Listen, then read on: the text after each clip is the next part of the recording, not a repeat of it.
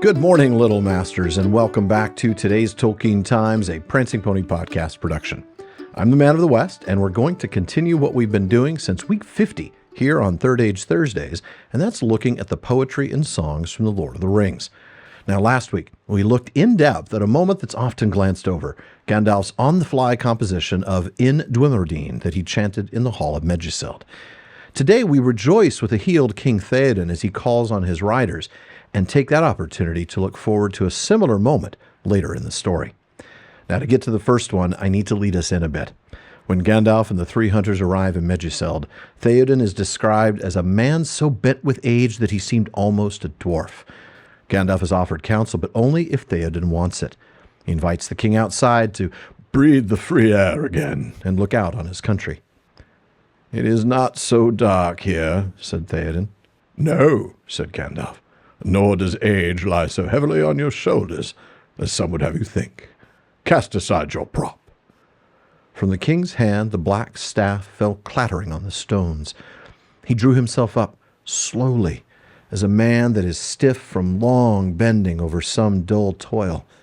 Now tall and straight he stood, and his eyes were blue as he looked into the opening sky. "Dark have been my dreams of late," he said, "but I feel as one new awakened." Gandalf advises him to summon Hama to go and get Éomer, who's held prisoner. And while Hama runs that errand, we read, "Quickly now Gandalf spoke. His voice was low and secret, and none save the king heard what he said. But ever as he spoke, the light shone brighter in Théoden's eye, and at the last he rose from his seat to his full height." Later, slowly Théoden sat down again, as if weariness still struggled to master him against the will of Gandalf. He turned and looked at his great house. "Alas," he said, "that these evil days should be mine, and should come in my old age instead of that peace which I have earned. Alas for Boromir the brave. The young perish, and the old linger, withering." He clutched his knees with his wrinkled hands. "Your fingers would remember their old strength better if they grasped a sword hilt," said Gandalf. Théoden rose and put his hand to his side, but no sword hung at his belt. "Where has Grima stowed it?" he muttered under his breath. "Take this, dear lord," said a clear voice. "It was ever at your service." Two men had come softly up the stair and stood now a few steps from the top. Éomer was there. No helm was on his head, no mail was on his breast, but in his hand he held a drawn sword, and as he knelt, he offered the hilt to his master. "How comes this?" said Théoden sternly. He turned towards Éomer, and the men looked in wonder at him, standing now proud and erect. Where was the old man whom they had left crouching in his chair or leaning on his stick? "It is my doing, lord," said Hama, trembling. "I understood that Éomer was to be set free. Such joy was in my heart that maybe I have erred. Yet, since he was free again, and he a marshal of the mark, I brought him his sword as he bade me." "To lay at your feet, my lord," said Éomer.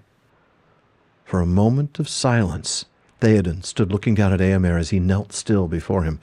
Neither moved. "Will you not take the sword?" said Gandalf. Slowly, Théoden stretched forth his hand. As his fingers took the hilt, it seemed to the watchers that firmness and strength returned to his thin arm. Suddenly, he lifted the blade and swung it shimmering and whistling in the air. Then he gave a great cry. His voice rang clear as he chanted in the tongue of Rohan a call to arms. "Arise now! Arise, riders of Théoden! Dire deeds awake! Dark is it eastward! Let horse be bridled, horn be sounded! Forth, Eolingus!"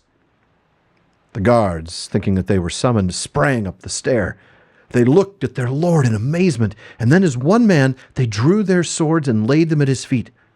"Command us," they said.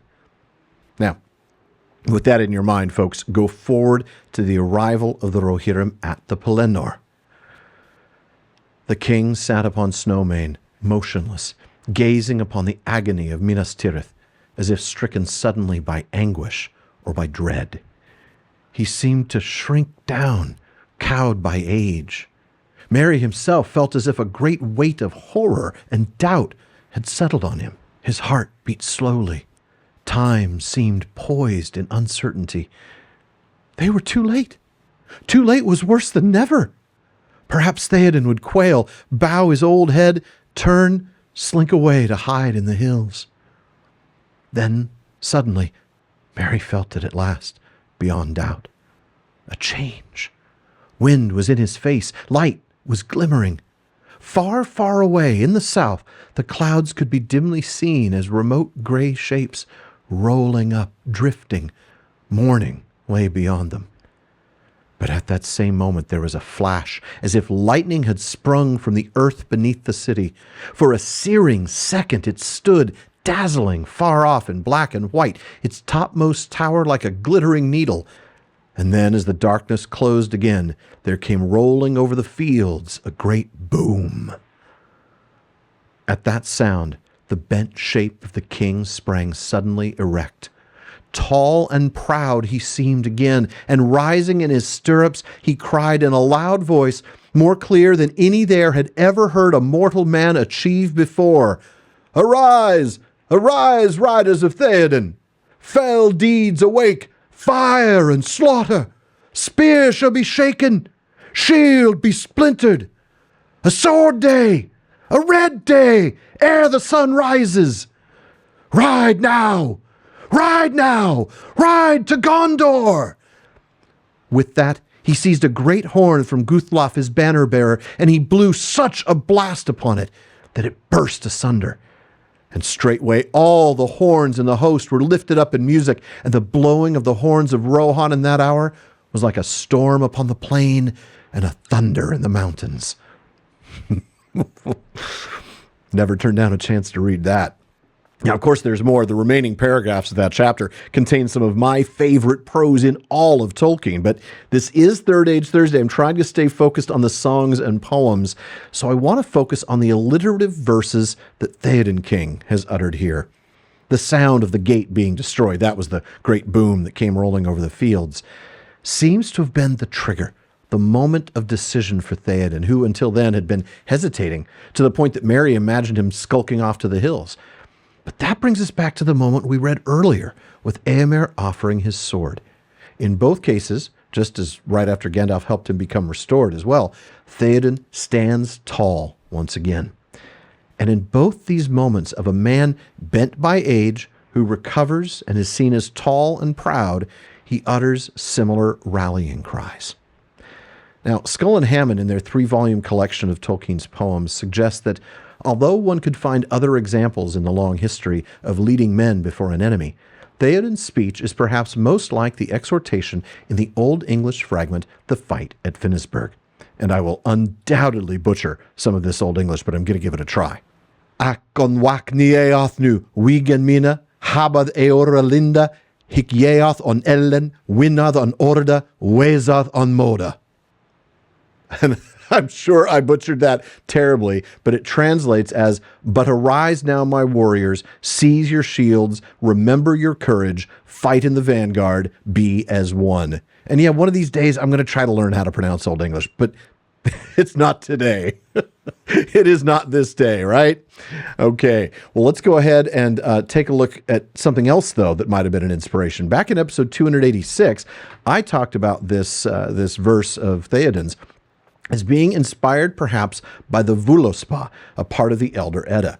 Now, there's a section that talks about the days before Ragnarok, and the lines that fit here, and which, once again, I'm going to butcher, but this time in Old Norse, because why not embarrass myself twice? Skegold, Skolmold, Skildir, Ruklovnir, Vindold, Vargold, Oververold, Stoipisk. And that translates to axe time, sword time, shields are splintered, wind time, wolf time, ere the world falls. So 6 of one, half dozen of the other. They're both great inspirational sources. Again, I apologize to those of you who actually know how to speak Old English and Old Norse. I don't, so I just tried my best. But folks, those of you who are interested, please dig deep into those languages. They're fascinating, something I'm looking forward to doing.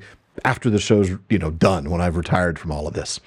In the meantime, thank you for your patience, and thank you for joining me for this week's Third Age Thursday. Be sure to come back tomorrow for another Fandom Friday, where I will thankfully not be attempting Old English or Old Norse.